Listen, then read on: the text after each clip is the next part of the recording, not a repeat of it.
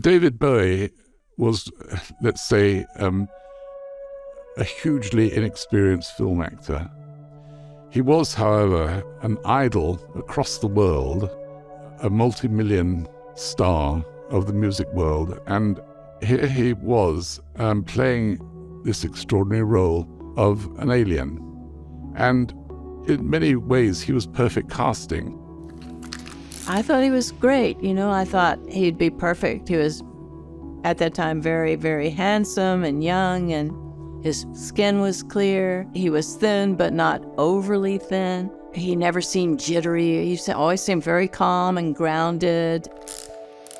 First time I remember seeing David, I remember thinking, oh my God, that hair looks awful. What a terrible color.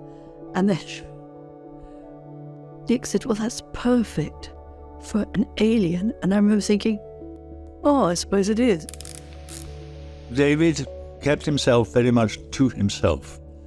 He got into this role and he was an isolated stranger from a strange land. Being famous is a lonely space.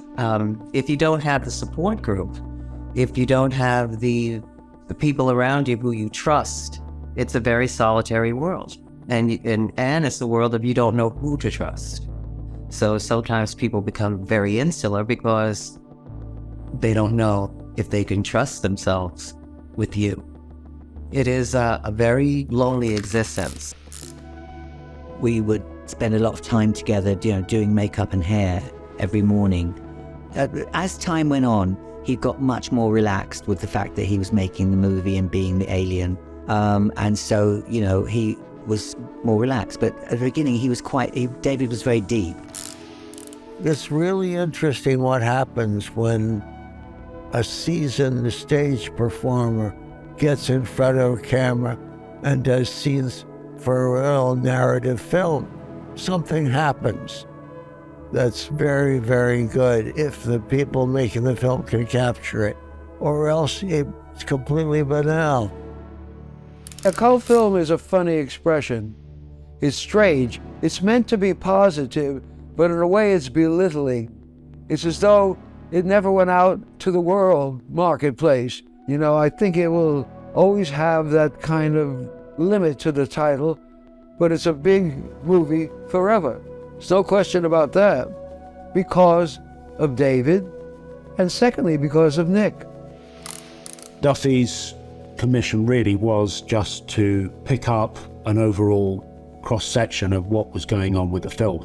A film being made by British director Nick Rogue. Duffy and David were just great friends. I mean, there was nothing irregular or strange about that dynamic. I guess Duffy had known Bowie longer than any of us. So he probably gave Nick some insight. When Duffy was photographing, he was not only his character, but he was also himself. Whereas when we shot him in the movie, he was just an alien. He really was an alien. One of the most successful pictures ever taken of David Bowie were, in fact, at the White Sands testing ground where they set off the very first atomic bomb, and the place had a very, very strange atmosphere.